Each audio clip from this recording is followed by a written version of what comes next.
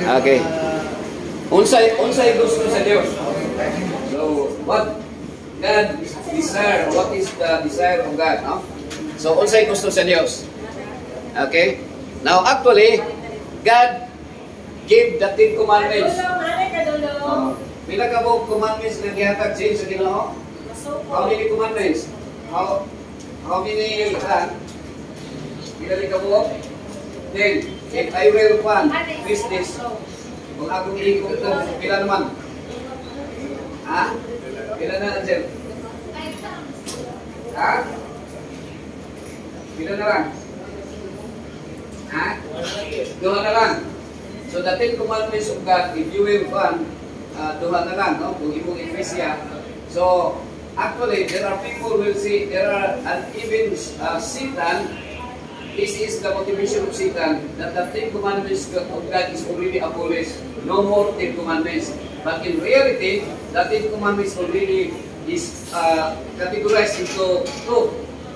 And that is, the first is loving God with all your heart, and the second is loving your neighbor as yourself. So that is both the vertical relationship and the horizontal relationship. And that 10 commandments is the cross is the symbol of the 10 commandments. Actually, the cross is the death penalty. Because we are all guilty beyond reasonable doubt. We are subject to die, and for the wages of sin is death. But there is gift of God, that is eternal life. And that is through the death of Jesus Christ on the cross. Now, so that is the 10 commandments of God. Now, so, while we desire to be like God, and to be popular, we must supposedly to be humble, no? To be humble. Okay? And then I, instead of I syndrome, gusto nimo ikaw lang, Brother Roger, but supposedly, na ay expression na way, no? Kung kita, ubanta, na ay kuyog, or sa tao na, kanang unity. And then kwarta. So sa kwarta, or mali, we are not supposed to, the commandments of God, thou shalt not steal. Ayaw pa, pangawan. And then asawa, thou shalt not commit adultery. So we are, that is the absolute divine will of God, the principle of God, no committing adultery. Sometimes human in our nature, we are always in rebellion against God. People keep on disobedience against the will of God. So people are immoral. No? Number 5 is, hindi ko kalimutan, no? About, now I want to tell you mga higalang and so on, that the first, no?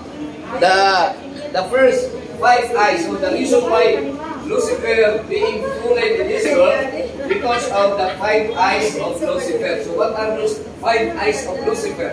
So the 5 eyes of Lucifer, here found in the book of Isaiah chapter 14, verses 13 to 14. See, sir, but you say in your heart, okay? The Bible does not say that Lucifer himself uttered that word, but he only kept in his own heart his desire for supremacy, because he wanted to be like God in power, instead of to be like God in character. Actually, there are 2 things that we need to choose, whether to be like God in power or to be like God in character. To be like God in character, that is our goal. To be like Jesus, to be humble, loving, and forgiving. But to be like God in power is like Satan. No? He wanted to be like God in power. That's why there are people who are superior. Now, it says here, I will ascend to heaven. The first desire of Satan is he wanted to ascend in heaven, to heaven. Okay. Number 1, I. Second is, I will raise my throne above the stars of God. Third, I will sit on the mount of assembly in the recesses of the north. Fourth, I will ascend above the heights of the clouds. Fifth, I will make myself like the Most High. So actually, there was war in heaven. And the Hebrew word war is polemos, which means politics. The first politics is what happened in heaven. So that ang unang politiko is no other than Satan. And when he was born here in this earth, we are only influenced by his political minded, being political minded.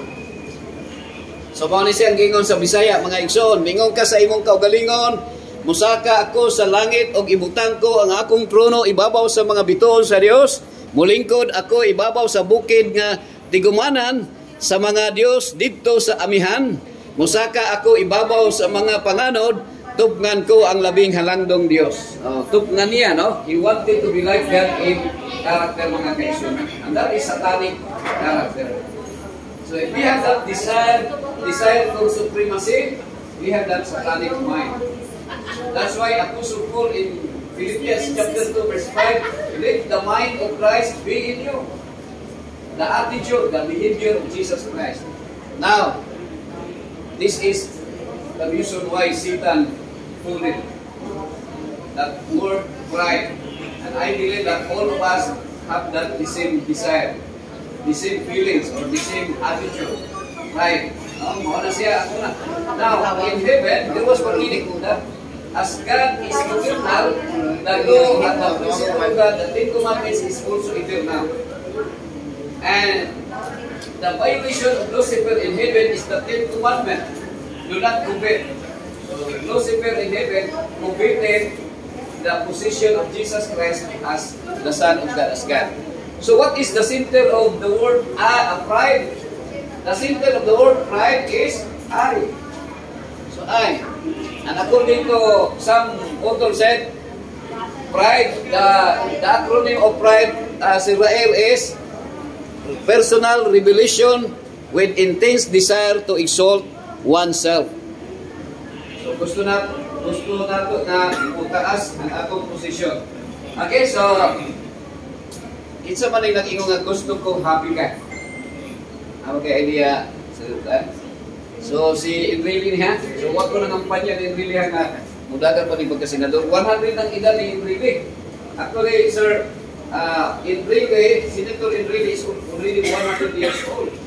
And that's how he practices being happy, no? That's why he said, gusto ko happy ka, no? Okay, gusto ko healthy ka. Sino to? Patay naman yung sequence siguro. Claudio, no? Patay na. So, now, unsay gusto sa yawa? What is the desire of Satan? What is his only desire? Now, according to Jesus in the book of John chapter 10 verse 10, Jesus said, the thief, he is referring to Satan, the thief will come only but to steal, to kill, and to destroy. So the only desire of Satan is to kill and to destroy. And also stealing, that is the work of the devil. So there are things, there are many inventions that there is hidden agenda, Sir Roger. What is that hidden agenda? Is to destroy humanity. Satan will do something very nice, very delicious, very good. But the hidden agenda is to kill the humanity. Okay? So this is like example. Dire atong kano na unahan. Unsay gusto sa devil? So that is what Jesus said, no? The thief does not come except to steal and to kill and to destroy. If there is somebody who died, do not say that that is the will of God sa Pastor Aya, no? That is not the will of God. May namatay man, ikuha siya ni Lord, kikuutan siya. Pagbuot yun sa Ginoo nga mamatay ang tao. No, that is wrong. Because that is the only desire of devil is to kill. But God, according to Jesus, I have come that they may have life and that they may have it more abundantly. So, meaning to say, Jesus give us now a quality life. No? Kung pila na edad ni Israel, pila na edad si Israel? 52. So, bata pa kayo, no? Naghapakan bugas taon nun. Mangon ka na ko kay na 3-year-old ko na order si mga. Ara siya. So, ang tulumanon ang sa Ginoo, ino siya, I come to give you life and to have it more abundantly. So what is that abundant life? Jesus referring to eternal life. So abundant life is eternal life. Ngayon siya doon to have life, a quality life, we are having a healthy lifestyle. Now, usually, kining picture na to, ang atong image, ang dagway, ang imo nakita niya, dagway man Rael, no? Si Rael. Pero kung imo nang tanawon, naa ang Satan's three activities, no? The thief does not come except to steal. Kung naay kawatan na tao, kang kinsa man siya anak, kung kawatan siya. Ha? Kang kinsa anak kung kawatan. Anak sa papa, pero actually, kung kawatan ta, we are satanic. Pero mga tana ko sa inyo, is there any person na cannot steal or dili mangawat? We are all thief. Mangawat ka. The things nga dili ato sa Israel atong gikuha. Because if people will only follow or obey the will of God, our houses and atong mga balay, there is no lack, no, walay kandado. We do not need anymore sa mga sira o kandado because no one will stealing, no? Walay tao ka mangawat. But because all are subject or tempted to corrupt, no? Corruption man, mangawat o kwarta. Okay? So, mao na siya mga higala. Medyo tas-tas siya, no? Oh, nag-ingon dire. There are two words, no, nga atong kanan. The word of Satan and the word of God. Now, we must choose kung asa ang atong nga i-follow. Ini ba ang word sa Ginoo or di Satan? So, ang word sa Ginoo, nag-ingon ang Ginoo, thou shalt not eat, for in the day that thou eatest thereof, ye shall surely die. And that is the word of God. Ayaw ka una kay sa panahon sa pagkaon ka, mamatay din ka. But the word of Satan is here, opposite. No? Thou shalt eat, kaon lang. For in the day that thou eatest thereof, ye shall not surely die. Di lagi ka mamatay. Kaon lang yun. Ana siya. So, timan ay kitawag ang forbidden trees, forbidden fruits. And that was being called the tree of knowledge of good and evil. Now remember, during the time before man committed sin against God, they were perfect, both Adam and Eve. They were created in the image of God, in the likeness of God. In character, they are very good. But when they violated the will of God by eating that forbidden fruit, the tree of knowledge of good and evil. So nowadays, we are every invention that is good and evil. There is good and evil already. And when that is good and evil, that is purposely designed to give to anybody. Okay, so that is life minus it because Satan is dead. Nangawat siya. Kung sa may ikuha ni Satan sa world ng life, no? Kung sa may ikuha niya, ang letter F, ikuha niya. So, kung sa na rin nahabilin, isaray. Nakakita ba mong tao na dili mamakan? Do you see somebody who cannot lie or who is not lying? We are all liars. According to King Solomon, King David, no? Sa Psalm 16 verse 11, all men are liars. And there is no righteous.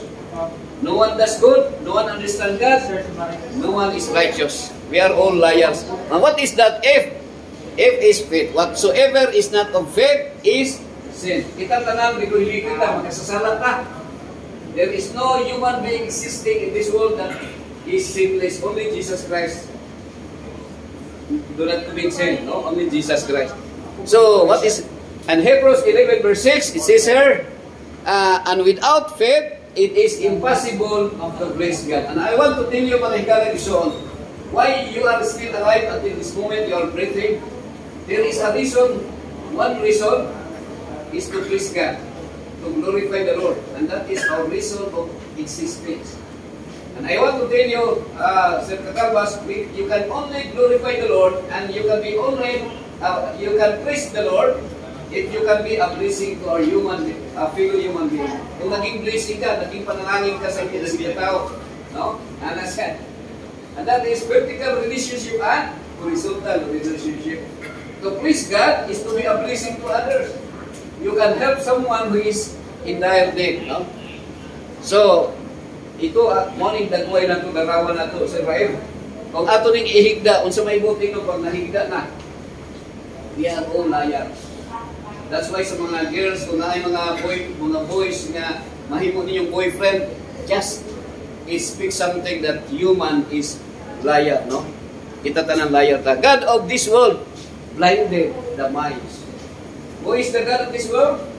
Who is the God of this world, Brother Roger? Ha? Si Shaitan. Shaitan, kung sa Islamic pa, si Satan. God of this world.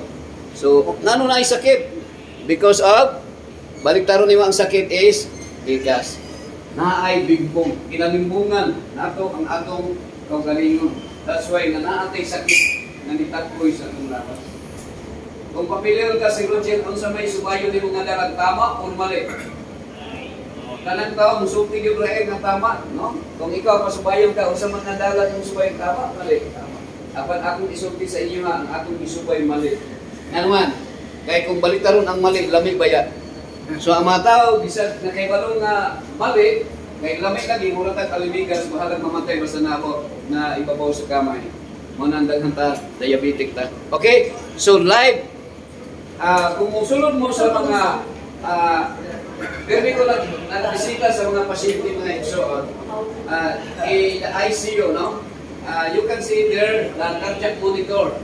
So sa ICU, ang mga pasyente kung may heart attack, i-monitor siya. So naay linya diha si Roger, si Rahel. So pag naglikoy-likoy gani ang linya, unsa may puting nun? Nalikoy-likoy yun, kanang manana, unsa may puting nun? Buhay pa.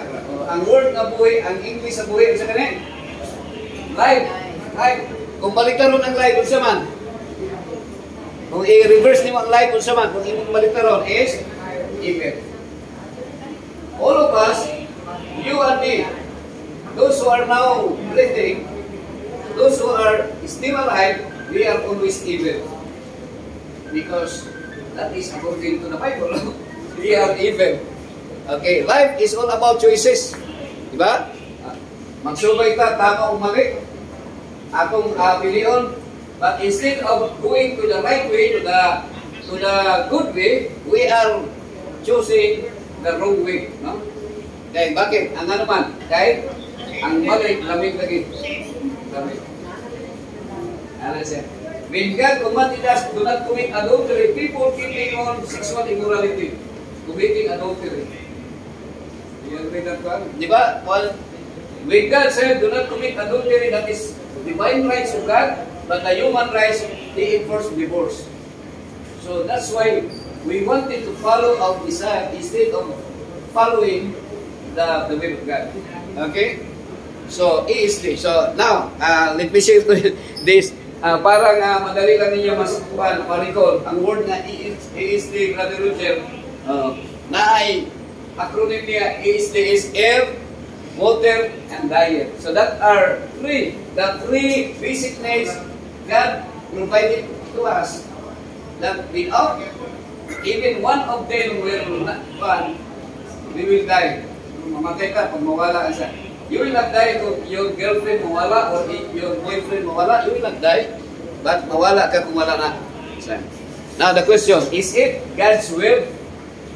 Is it God's will that there is airplane, aeroplano? Pagbuod ba sa Ginoo nga na aeroplano? Yes or no? Sir Rahel, pagbuod ba sa Ginoo nga na aeroplano? Sa yes or no, sa imong answer? Ang tamang answer is no. So, dili siya pagbuod. Kaya naman siya good and evil. So, anything and good and evil, that is not the will of God. Kaya na may distraction. Ang aeroplano sa kanya yung mabangga, mahulog sa dagat, mapatay mo ka. No? Mura kang nasa lungod nagsakay ng aeroplano na, no? Okay, agree ba ka na, Roger? Inisikuan, singalan mo, ha? Singalan mo? Your name? Okay, what is your answer? Ang aeroplano po, magbuot pa sa Ginoo, yes or no? Yes or no? Okay. 3, 2, 1. Ha? Magbuot pa sa Ginoo? Is it the will of God? Sir Pan, is it the will of God? The invention, the aeroplano is the will of God, yes or no? Yes and no. Yes and no. Okay, the only answer is no. No. Because, okay. Because in God, in God's kingdom, you do not need any more airplane. You can fly if you want, or you can walk without weary, no? Dili ka kapuyon. So mana siya. Barko dili di sa pagbuo sa Ginoo because pwede ka maglangoy. Kini mga sakyanan, no? The Bible is good, no? Naisa talaga.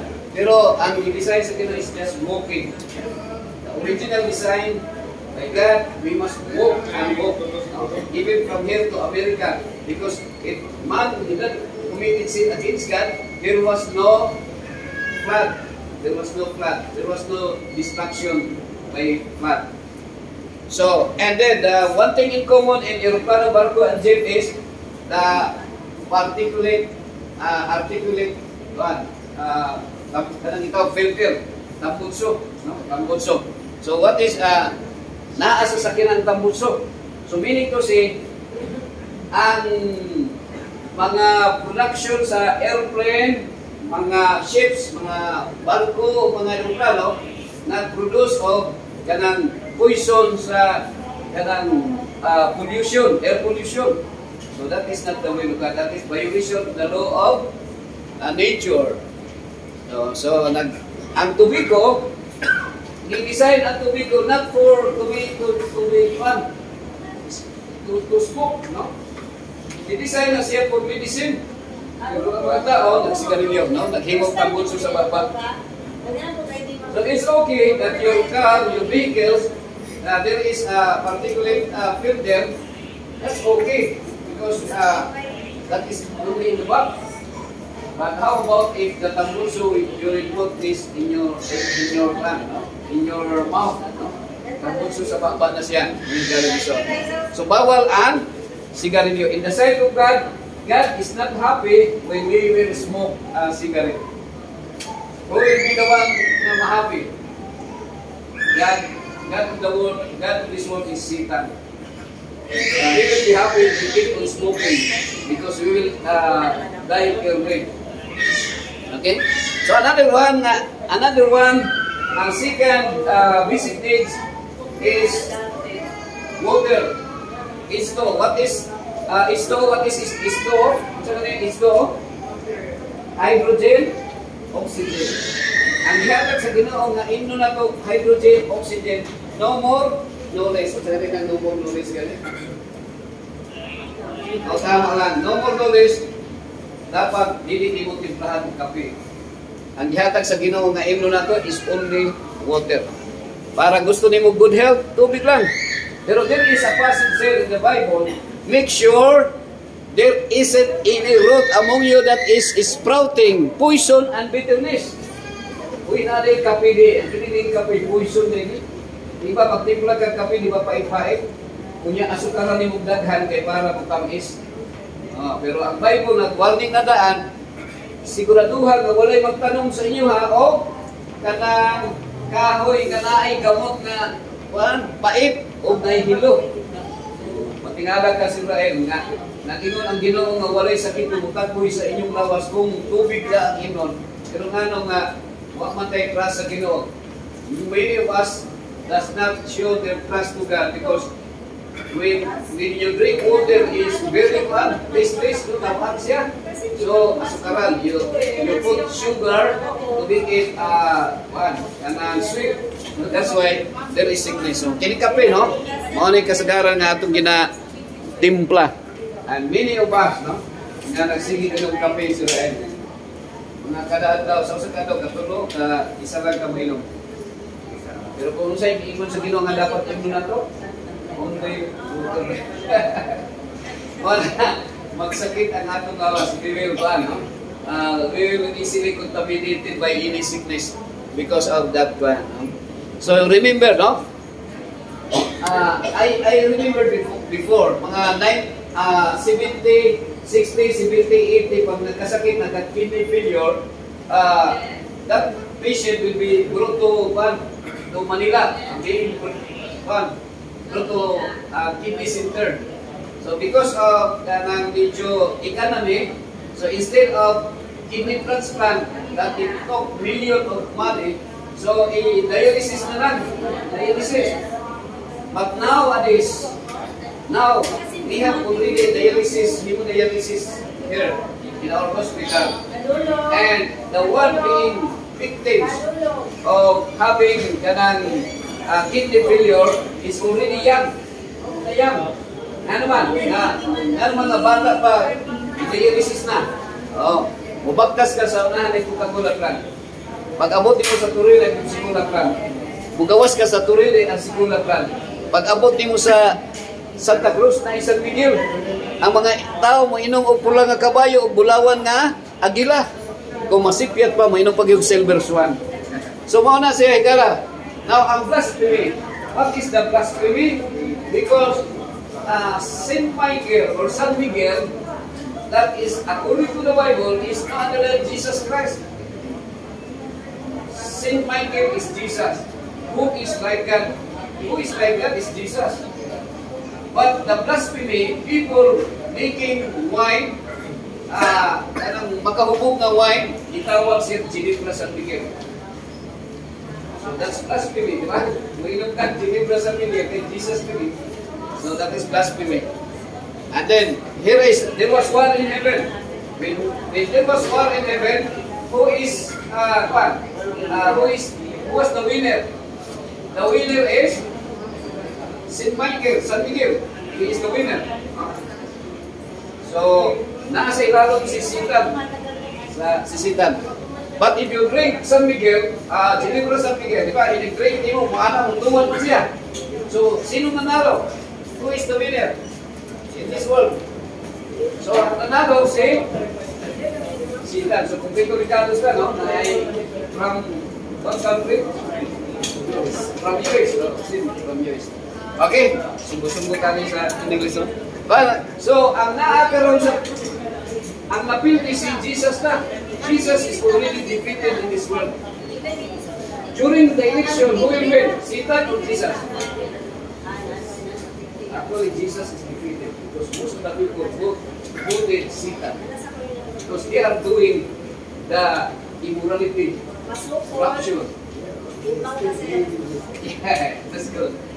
Okay, so that's why kung may panudyaw na mo inom kag kung isting o sa ba kupra dako kupra hulog sa doktor sa tuwa, no? We will get sick, no? If we keep on drinking, and that many people their kidneys being destroyed of this kind of drink.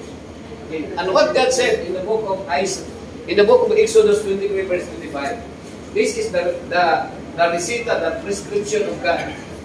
If the doctor will give you a prescription, there might be a possibility that your hair will be vanished. You will infected by AIDS. No, HIV. Hair is vanishing. Now, according to this book, Exodus, and ye shall serve the Lord your God, and he shall bless thy bread. If we serve the Lord and obey his commandments, the Lord will bless our bread. And if you buy bread or pandesal in bakery, what you will Paris, what you will drive sa natawagan na po lagi basta Paris. Most of the time, there is a statement, walang matigas na tinapay sa mainit na kape. So, if there is a bread, you pair it with coffee, no, kanang kape. And what God said here, and I will take sickness away from the midst of thee. Is God will lie? God will lie? Is God a liar? It is impossible for God to lie. But why is it when he said, there is no sickness away, there is no sickness among you, I will remove sickness away from you. Why is it that many people nowadays are getting sick? Even in the rooms, they are full of patients there. They are sick. Why?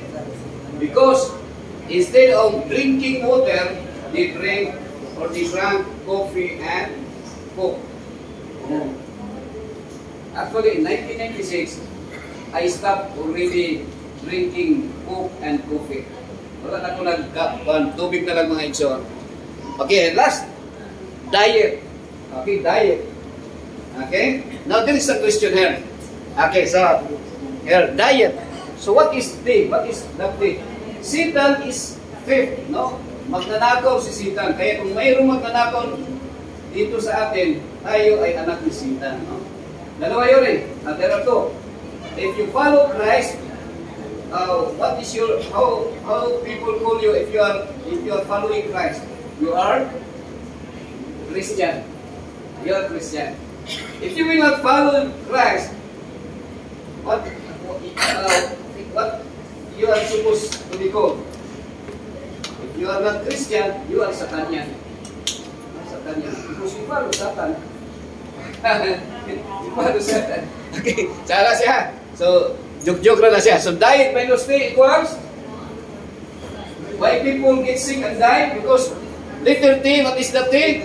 T is temperance. Actually, the root word of the word temperance, the synonym of temperance is self-control or break. In the vehicles, that is break. No? Now, temperance, the root word of temperance is temp.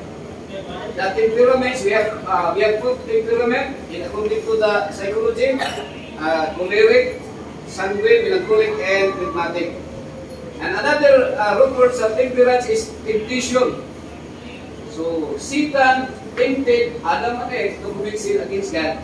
They took and ate the forbidden fruit, the tree of knowledge of good and evil. That's why until now we have that inventions, and any inventions is good and evil. So, good and evil is the hidden agenda that the only desire of Satan is to destroy mankind. And that, according to Daniel 8:24, destroy wonderfully. Why is it destroy wonderfully? Because we keep on drinking, eating things which is very sweet and palatable in our taste buds, but it will increase our sugar or even our blood pressure. So, what is the okay? So, what is the definition of temperance according to Merriam-Webster? Temperance is moderation, what is lawful, like sugar and salt, that is good, but that is moderation. And that is also abstinence, total avoidance of what is hurtful, no? Like marijuana, methamphetamine hydrochloride, cigarillo or cigarette or shabu. Sana tanduay. Now, this is I would like to ask you this question. No? In English, is it God created animals to be eaten? Sa Biblia pa, gihimo ba sa Dios ang mananap para kaunon? This question, is God created animals to be eaten? Yes or no? Yes or no? The answer is no. The answer no. Why is it that you answer yes? What is your name? Huh? Jaman. Why is it that your answer is yes? Because you've been eating now. No? Maginasal, sige nyo. Sige, magpapagundalo.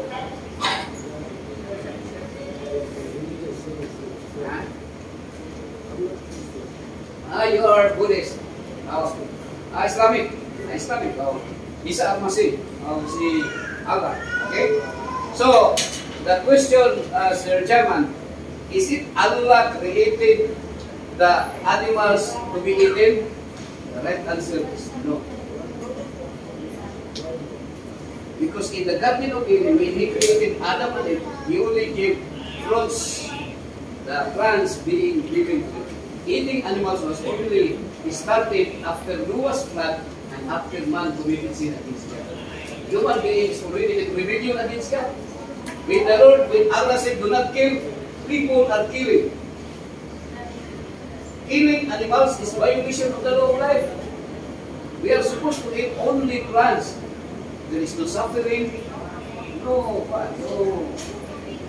hatred. Because if you kill animals, they have also their feelings, their anger, they have their anger feelings. So kung ikaw kung animal gihapon, hindi ka masukot. No, so no ang answer ha, because the commandment of Allah, do not kill. That is divine principle. Answer.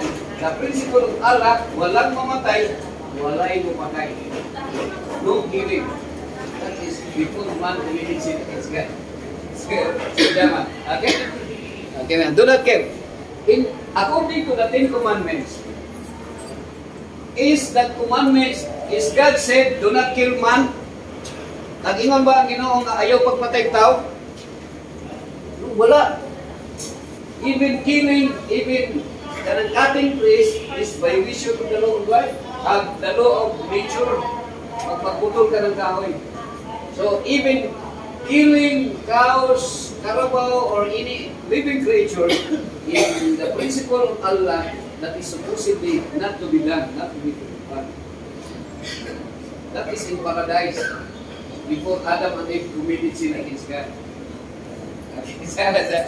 That was an unkill. Now, from what we eat to how active we are. So, remember the word God there is coincidence that the symbol of it is eating food.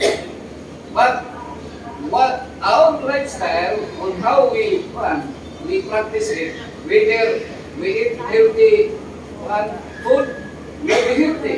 And if you eat some food that is not healthy, you will get disease, no? You will sick. So that is not the will of God. That is not the will of God.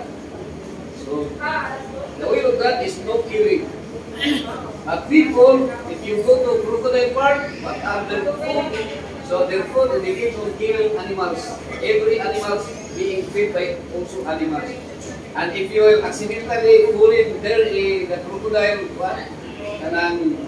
dungeon or place, you will be consumed by it.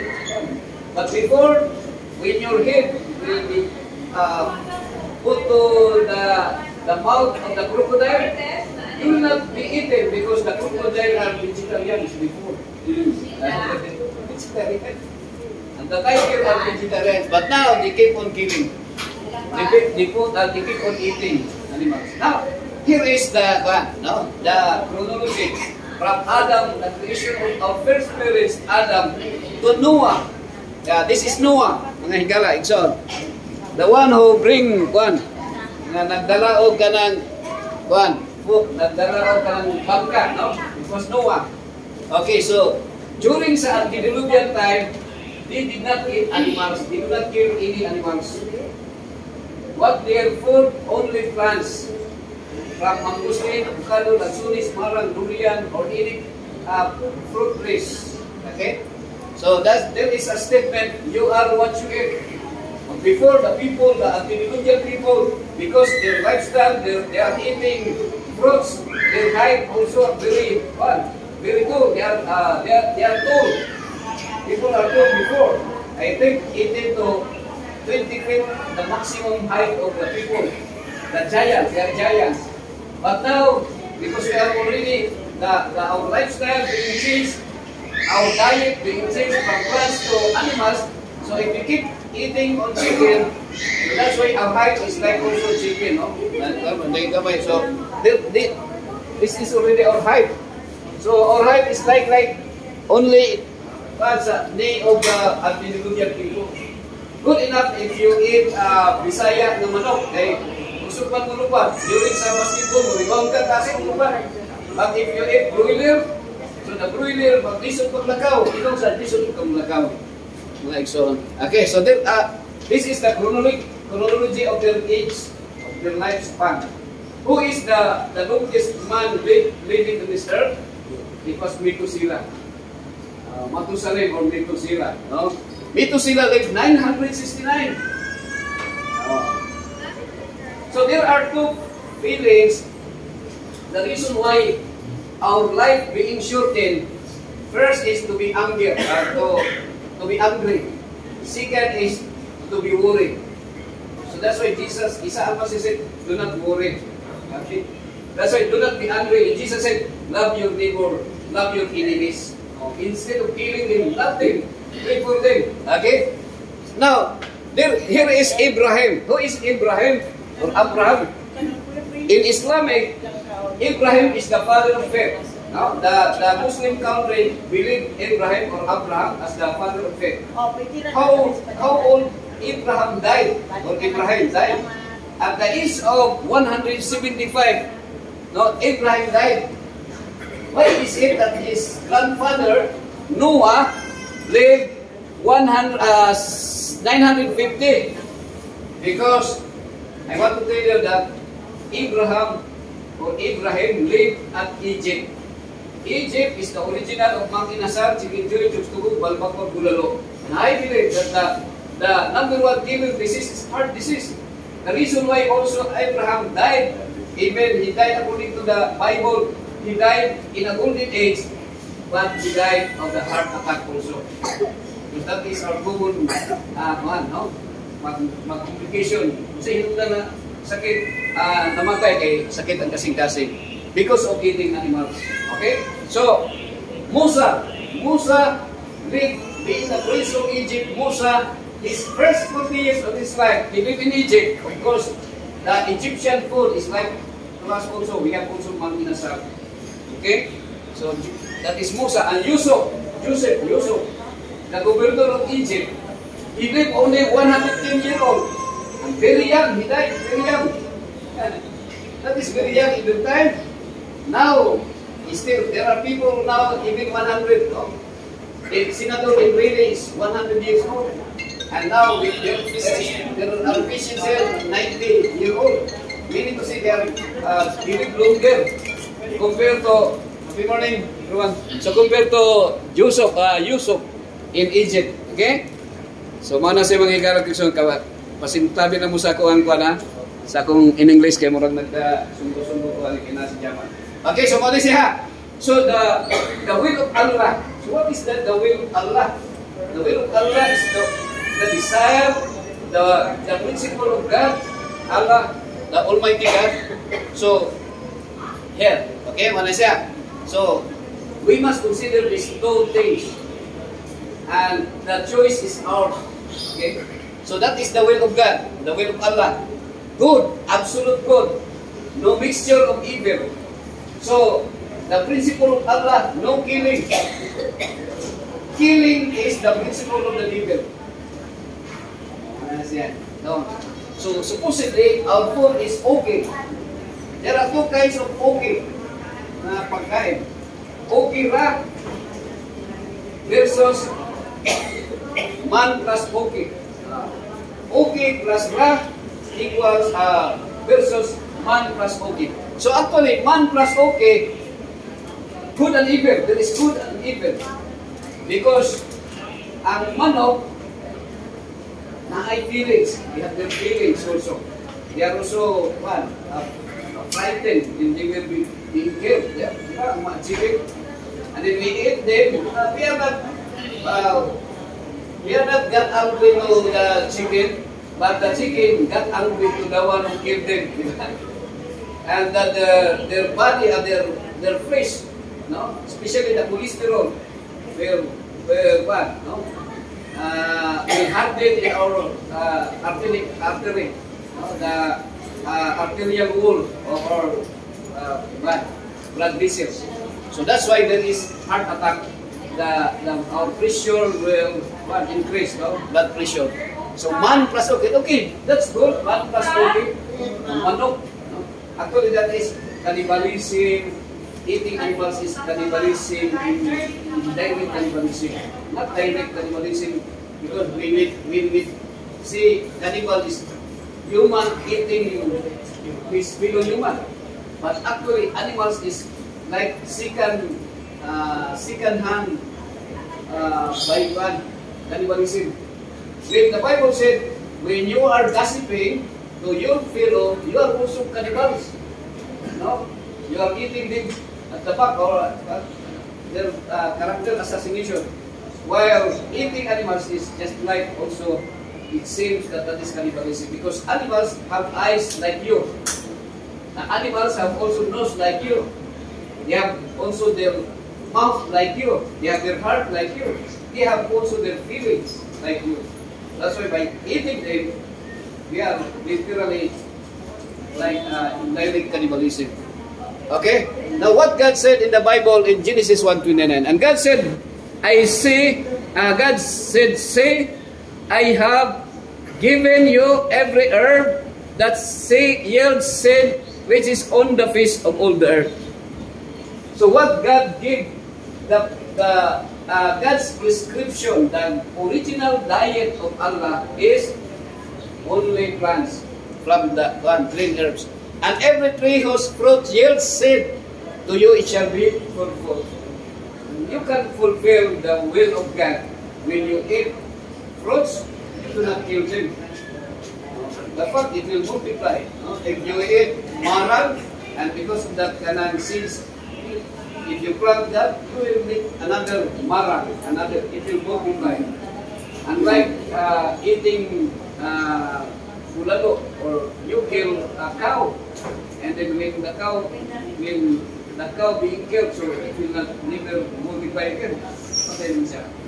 Okay, so at this time, okay then. Okay, is there any questions? But I do not persist, no? I do not insist that you will believe what I say. I want to tell you that just believe God. Just believe God. If you choose the prophet and God, just believe God. Okay, there might be a tendency that the prophet will contradict the word of God. Contradict the word of God. Okay? The Bible narratives, there is always killing in the Bible. When God commanded, do not kill, human by nature is in rebellion against God. They got angry, they must kill people. If they wanted a land area, nowadays if you want to own a land, you gather, you save money, you sell some things in order for you to have money and buy that land from the owner.